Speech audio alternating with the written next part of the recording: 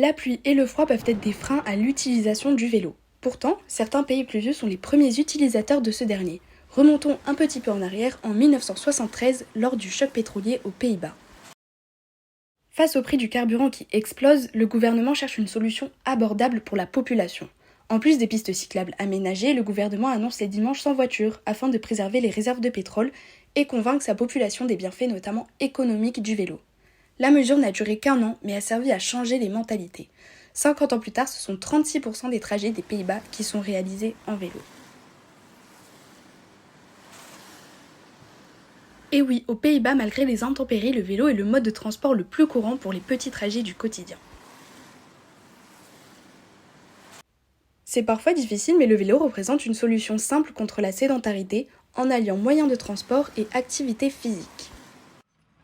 Il est vrai que rouler à vélo sans aménagement cyclable peut être compliqué. Le mieux, c'est de prévoir son trajet à l'avance en regardant les itinéraires de pistes cyclables.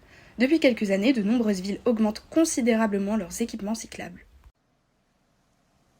L'empreinte carbone d'un Français représente en moyenne 11 tonnes équivalent CO2 par habitant, mais cela ne devrait pas dépasser 2 tonnes de CO2 par an et par habitant pour être neutre en carbone.